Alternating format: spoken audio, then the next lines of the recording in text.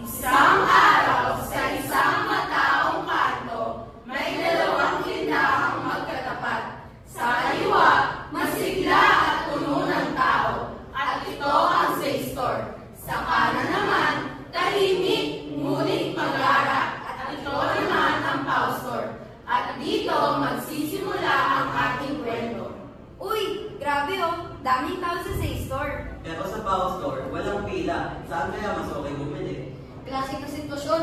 Sa kaliwa, parang konsyento. Sa kanan, parang espesyal na araw. Walang pumunta. Bakit kaya ganun?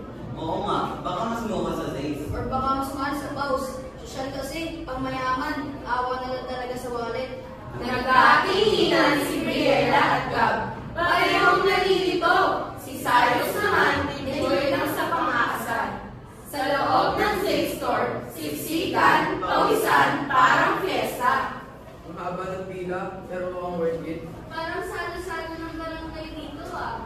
Sa pause store naman, ang ganda, ang linis, sosyal tignan, pero mahal ang presyo.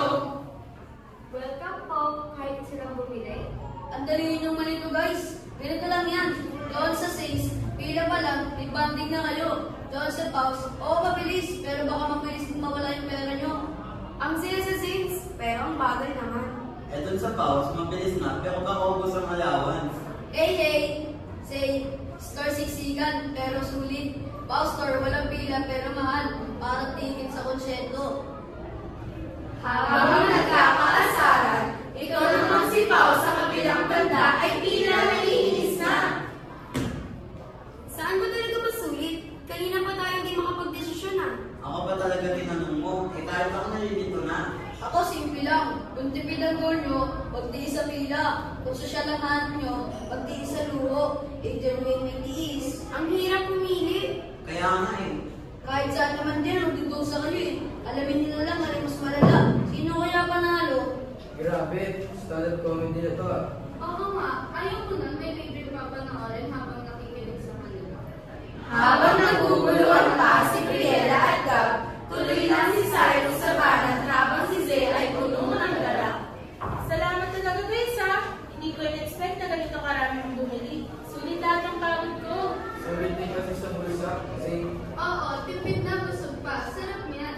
Samantala, sa pause store, napaisip ng malalim si Pauline. May masok ata bigla sa kanyang palaisipan.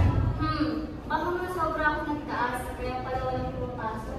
At least, malino na sa atin alin ang dapat tingin sa ganitong sitwasyon. Oo, madaling magpili lagi. O guys, nakita nyo na ang ending. Minsan, hindi sa forma susukat ang sulit, kundi sa kung gaano ka marunong magdesisyon. Nagsimula ang tawanan at